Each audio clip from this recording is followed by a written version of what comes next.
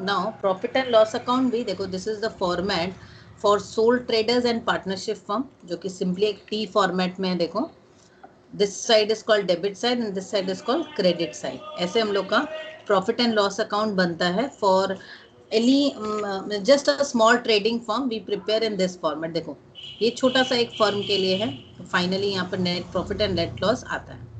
तो ये साइड जो है हम लोग का, this side we call this side as debit side, ये साइड को हम लोग डेबिट बोलते हैं, इस साइड को हम लोग क्रेडिट बोलते हैं।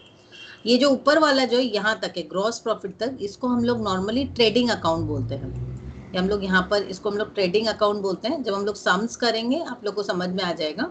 Normally this segment of this entire income statement is called trading account, where we have this format. We have to take opening stock, purchase, less purchase, return, then all the direct expenses. Here on the credit side we take the sales minus sales return and then the closing stock. अब यहाँ से minus करते हैं, credit minus debit जो भी होगा, this is called the gross profit.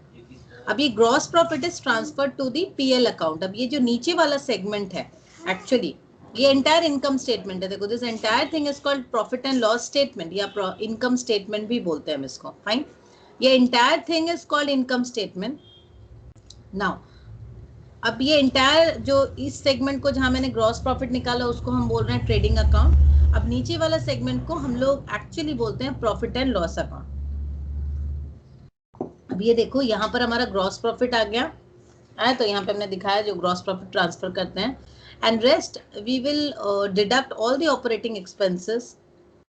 Fine, then ये operating profit यहाँ नहीं आता हमारा, ऑपरेटिंग एक्सपेंसेस को माइनस करते हैं। देन एक्चुअली मैं नॉर्मली बता रही हूँ कैसे करते हैं, यहाँ पे मैं ऑपरेटिंग प्रॉफिट को नहीं ले रही हूँ।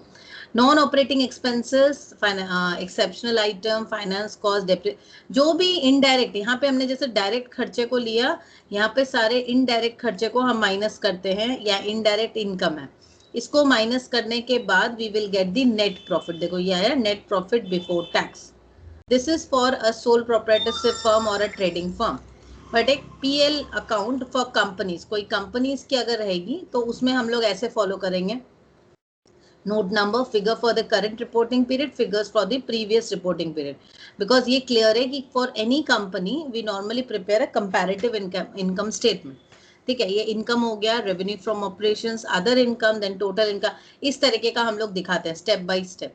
ठीक है, जैसे वहां पे हमने जैसे सोल प्रोप्राइटर्स का या एक पार्टनरशिप फर्म में बहुत इजी था ना हम लोग को बनाना, यहाँ पे जस्ट हमने एक अकाउंट के रूप में दिखाया था। यहाँ पे हम लोग स्टेज बाय स्टेज दिखाते हैं, इनकम से एक्सपेंसेस को माइनस करते हैं, total expenses, then profit before tax, tax को माइनस किया, फिर profit after tax, then profit before depreciation and all those thing. ऐसे हम लोग करते हैं, ऐसे करके देखो इस तरीके से ये आ जा रहा है, हमारा पूरा एक फॉर्मेट है, इस तरीके से हम लोग करते हैं पूरा एंटायर फॉर्मेट। ठीक है, अब ना ये करने के पहले मैं एक बार बता दूं कि कंपैरेटिव इनकम स्टेटमेंट की जरूरत क्यों है, why do we need to prepare this comparative income statement. अब देखिए, जैसे हमने कंपैरेटिव बैलेंस शीट किया तो वैसे ही कंपैरेटिव इनकम स्टेटमेंट भी है। कंपैरेटिव बैलेंस शीट में जैसे हमें सोर्सेज ऑफ फंड और मतलब यूटिलाइजेशन ऑफ फंड, ये सब हमें समझ में आ रहा था। Now we will be analyzing the comparative income statement because ultimately it is the income or the revenue from the operations। हमें मेन हमारा जो कंसर्न होता है about the revenue from the operations, company किस तरीके से परफॉर्म कर रही है। जैसे हमने कंपैरेटिव बैलेंस शीट देखा था, तो बैलेंस शीट में हम लोग को क्या समझ में आया था कि कंपनी का बैलेंस माने ओवरऑल फंडिंग के सोर्सेस कैसे हैं। ये देखो यहाँ पर आ रहा है हम लोग का कंपैरेटिव इनकम स्टेटमेंट, इस तरीके का है। देखो 2016-17 absolute percentage and percentage change, ऐसे ही हम लोग अभी किए थे ना, ओवरऑल हमने अभी ऐसे ही किया था, बैलेंस शीट में भी अभी हमने ऐसे ही किया था, वैसे ही हमारा कंपैरेटिव इनकम स्टेटमेंट भी है। पर ये इनकम स्टेटमेंट में क्या अलग सा दिखेगा, जैसे अभी तक हमने बैलेंस शीट में किया fixed assets, long term assets, short term assets, overall हमें समझ में आ रहा था कि बैलेंस शीट में कि कंपनी का एसेट पोजीशन क्या है, लायबिलिटी क्या है, ये सारी चीजें पता चल रही थी। कंपनी एक्सपैंड कितना करेगी, कंपनी ने अपने एसेट्स को किस तरीके से यूटिलाइज किया, ये सब हम देख रहे थे। बट ओवरऑल इनकम स्टेटमेंट से क्या पता चल रहा है, एक जो हो सकता है कंपनी का एसेट्स बहुत अच्छा है, बहुत स्ट्रांग है, बट कंपनी का रेवेन्यू कितना चल रहा है, मार्केट में वो सेल्स कितना कर रही है, ये भी इंपॉर्टेंट है ना।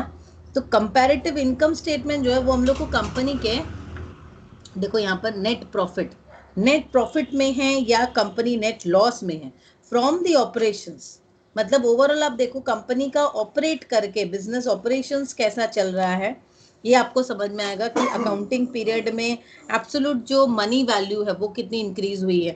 देखिए आपके पास बहुत एसेट है, आपके पास बहुत सारा एसेट है, but ultimately that asset needs to be converted in terms of sales होना चाहिए, रेवेन्यू जनरेट करना चाहिए, और सिर्फ सेल्स नहीं, सेल्स से वो प्रॉफिटेबिलिटी भी आनी चाहिए। ये सब चीजों को समझने के लिए we have to study this comparative income statement. तो next is understanding the company's income statement. तो इनकम स्टेटमेंट में क्या क्या चीजें हमें देखने की जरूरत होती है। एक तो जैसे सबसे पहले चीज हो गई सेल्स। देखो सबसे पहले सेल्स ही दिख रहा है, हमें सेल्स दिख रहा है ना, सेल्स इंक्रीज हो रही है या डिक्रीज हो रही है। ओके हो सकता है कंपनी की सेल्स बहुत अच्छी, बहुत इंक्रीज हुई, ओके, बट कंपनी की सेल्स इंक्रीज के संग उसका कॉस्ट ऑफ गुड सोल्ड जो है, कॉस्ट, क्योंकि अल्टीमेटली मैंने देख रहा मेरा सेलिंग प्राइस या मेरा रेवेन्यू बहुत अच्छा हुआ, बट व्हाट इफ मेरा कॉस्ट प्राइस बहुत इंक्रीज हो गया है, cost of operations increase, operational cost increase, तो मेरी ओवरऑल प्रॉफिटेबिलिटी पे उसका इम्पैक्ट होगा definitely. If cost price remains the same, selling price is increase, my profitability will increase, right. But if cost price is increasing and so selling price, तो मेरा जो profitability है वो तो बराबर रहेगा, उसमें तो कोई चेंज नहीं आने वाला, वो वैसे ही रहेगा, ठीक है ना। तो वो हमको देखना है। इसके बाद हम लोग क्या देखते हैं, हमारा जो प्रॉफिट है, हमारा जो ग्रॉस प्रॉफिट हम लोग निकालते हैं, उससे हम लोग अपने ऑपरेटिंग एक्सपेंसेस को माइनस करते हैं। जैसे ये मेरा ग्रॉस प्रॉफिट है, ये तो मेरा ग्रॉस प्रॉफिट है, वहां से तो हमको ऑपरेटिंग एक्सपेंसेस वगैरह को निकालना है, तो हमें पता चलेगा मेरा ऑपरेटिंग प्रॉफिट कितना है। तो यहाँ पे देखो ऑपरेटिंग प्रॉफिट, मैंने ऑपरेटिंग एक्सपेंसेस जब माइनस करे तो देख रहे हैं ऑपरेटिंग प्रॉफिट सिर्फ 25,000 का, 50,000 ग्रॉस प्रॉफिट है, बट आप जब ऑपरेटिंग एक्सपेंसेस को माइनस करो, उस बिजनेस को चलाने में, ऑपरेट करने में जो खर्च हुआ, तो आपका ऑपरेटिंग प्रॉफिट सिर्फ 25,000 आया, right. So increase or decrease in net profit will give an idea about the overall profitability of the concern. हमें overall एक कंपनी की profitability के बारे में समझ में आएगा जब हम देखते हैं। अब देखिए यहाँ पे एक इनकम स्टेटमेंट है। स्टूडेंट लोग बोलेंगे कि मैम अभी तक हम लोग प्रॉफिट एंड लॉस अकाउंट बनाना नहीं सीखे हैं पूरी तरह से, और सबके सब हम लोग ये एनालिसिस कर रहे हैं। ये हो गया पर्टिकुलर्स। जो कॉमर्स के स्टूडेंट है उन लोग को तो पता है, जो कॉमर्स के नहीं है उन लोग के लिए थोड़ी दिक्कत हो रही होगी। चलिए पर्टिकुलर्स जैसे आपको दिया है नेट सेल्स, ये मैं पहले क्वेश्चन लिख रही हूँ। आपको नेट सेल्स दिया हुआ है 8 लाख, हो गया 925, 9,25,000, ठीक है, ये हुआ फिगर, नेट सेल्स का फिगर है। अब आ रहा है cost of goods sold. Cost of goods sold है 4,40,000, अब हो गया 5,25,000। देखो नेट सेल्स बढ़ा है, उसके संग equally cost of goods sold भी बढ़ा है।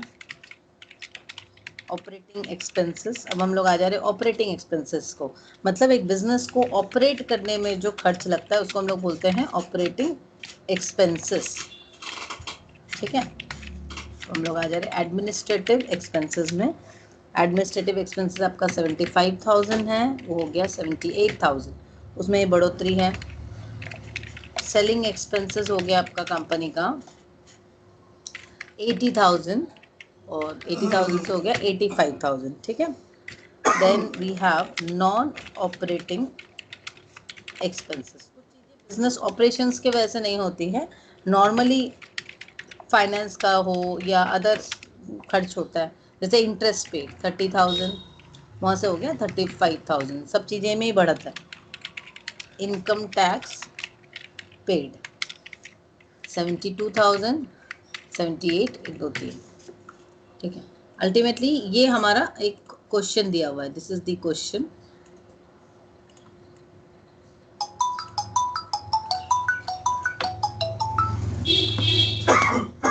हेलो, हाँ कौन?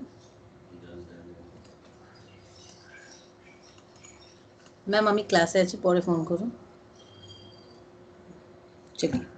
ये दिख रहा है ना आपको, ये प्रॉपरली आपको दिख रहा है कि ये एक इनकम स्टेटमेंट का एक कंपैरिजन दिया हुआ है।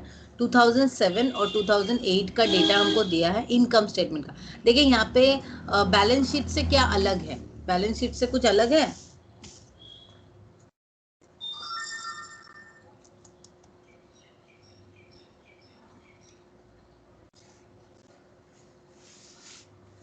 यहाँ पे बैलेंस शीट से क्या अलग दिख रहा है, देखिए।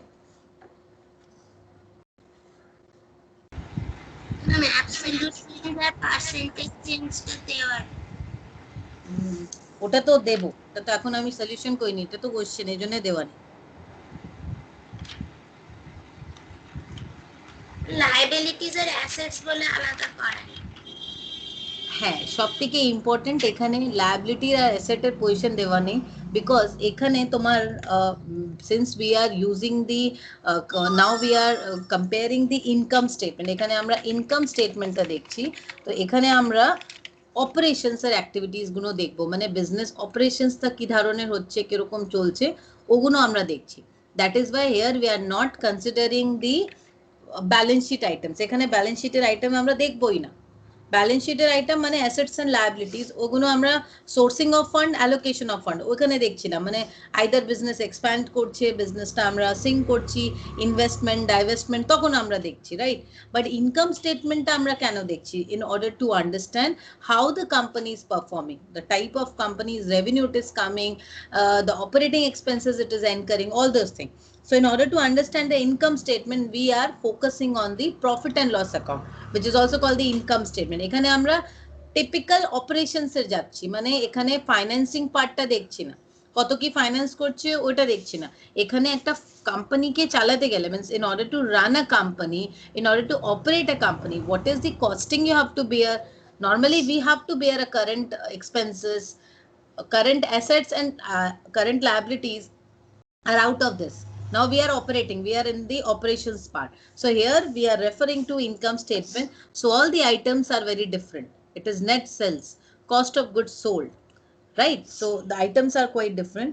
Now you are required to prepare, you are required to rearrange the figures in a comparative form and study the profitability position of the concern. Now this is the question, okay? Now I am preparing the solution, এটা নিয়ে আমি সলিউশনটা prepare করব। I'm just preparing the solution over here. First thing is increase or decrease. যেরকম আমরা asset আর লায়াবিলিটিতে করেছিলাম, same format here also we are doing the increase and decrease. We have to understand either there's an increase or decrease, then increase or decrease percentage, that we have to do either increase or decrease percentage. Fine, same way তে আমরা করছি এখানেও। So now what we'll do, net sales is 8 lakh and then it came to 9,25,000. It is definitely increase in 1,25,000. What is the percentage change? It is 15.62% rise. Then cost of goods sold is 4,40,000, it came to 5,25,000. So overall increase is 85,000, right? So percentage rise is 19.32. See, the first thing you need to observe is, what is the case, what we are observing, there's an increase in net sales and also there's an increase in cost of goods sold. The cost of goods sold has increased, right? বুঝতে পেরেছো? আমার কতটা increase হয়েছে cost of goods sold 85,000, আর কতটা percentage rise হয়েছে এখানে, মানে 19.32। দেখো নেট সেলস ইনক্রিজ হয়েছে 15.62, the net sales has increased to 15.62, though my cost of goods sold has also increased, impacting the profitability. It will definitely impact the profitability, right? So I'm writing here my gross profit. I'm just mentioning the gross profit. Gross profit is net sales minus cost of goods sold. So it is coming to 8 lakh minus 4,40,000 is 3,60,000, and here it is 4. Increases total 40,000, and there's 11.11 point increase in my gross profit. বোঝা গেছে? এটা হলো gross profit. Now we are moving to operating expenses. That is, first is general and administrative expenses. It is given. There's a rise in general and administrative expenses by 4%. Okay. Then you have selling expenses from 80,000 to 85,000. It is increases 5,000 and the percentage is 6.25%. So my total operating expenses is total operating expenses. My total operating expenses was 2,05,000. It increased to 2,37,000. So total is 32, 15.61%. Right? Now we will be deducting other expenses.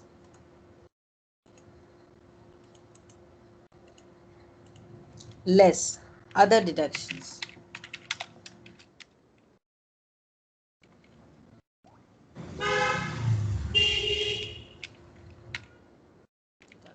ठीक है तुम्हें जाओ मैं sums टा complete करूँ.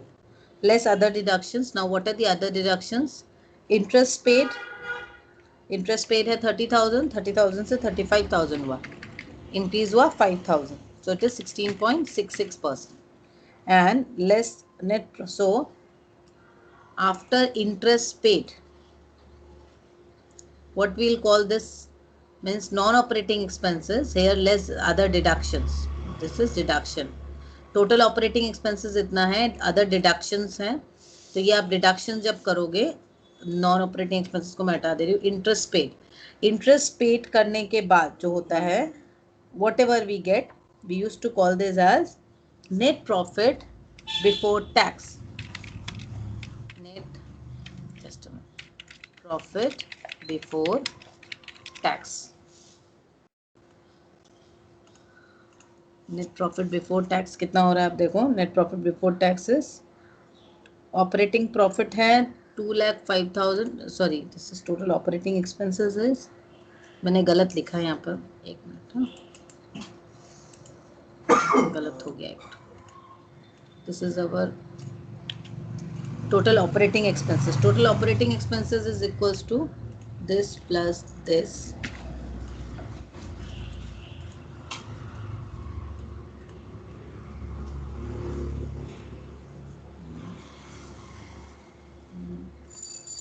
Sorry, ये होगा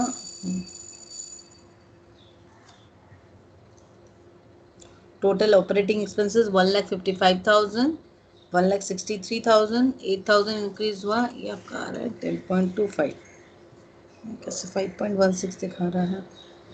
चलो, अब आ रहा है आपका operating profit.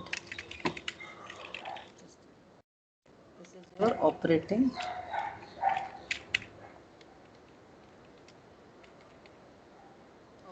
Profit.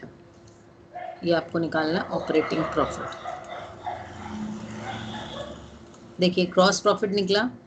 This is our gross profit. Gross profit से टोटल ऑपरेटिंग एक्सपेंसेस माइनस करेंगे हम, तो हमारा आ जाएगा operating profit. This is equals to this minus this. ठीक है.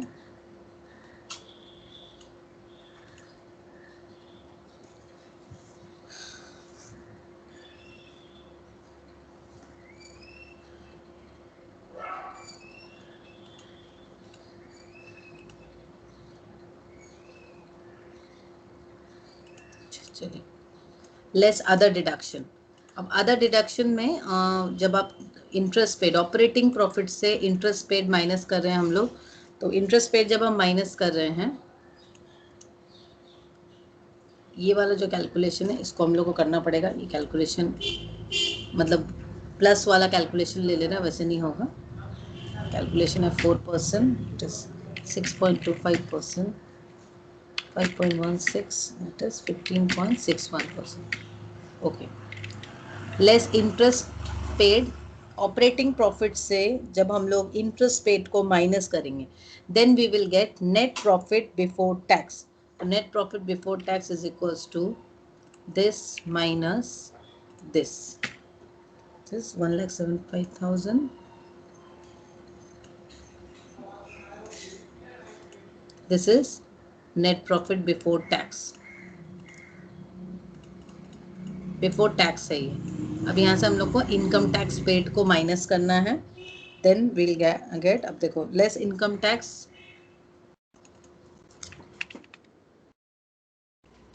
Less income tax paid, so we'll get net profit just after this is equals to this minus this। देखिए basically यहाँ पर कुछ भी नहीं है, it is simply the formula. आप समझ सकते हो कि इसका जो पूरा पैटर्न है या पूरा जो फॉर्मेट है वो चीज आपको याद रखना है। एक मिनट, एक बार इसको ये कर लूँ।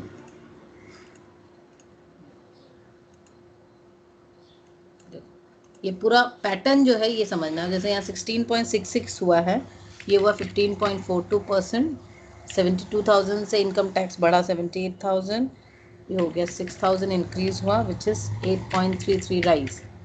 तो net profit after tax is 20.38 rise. अच्छा यहाँ तक बताइए, यहाँ तक में मैं एक बार फिर से ब्रीफली बता दे रही हूँ, इस इनकम स्टेटमेंट को मैं फिर से समझा दे रही हूँ। ये जो पूरा इनकम स्टेटमेंट हमने बनाया, इस चीज को एक बार अच्छे से जस्ट ब्रीफली मैं समझा दे रही हूँ। नेट सेल्स है, नेट सेल्स हम लोग को दिया हुआ 2007 का है 8 लाख, 2008 में 9,25,000, ठीक है। तो नेट सेल्स हम लोग का बढ़ा है, नेट सेल्स हम लोग का कितना बढ़ा है, इट इंक्रीज टू 15.62%। अच्छा मैं भी एनालिसिस या इंटरप्रिटेशन करने के पहले एक बार मुझे आप लोग बताइए, इज दिस क्लियर, यहाँ पे कोई प्रॉब्लम है आप लोग का?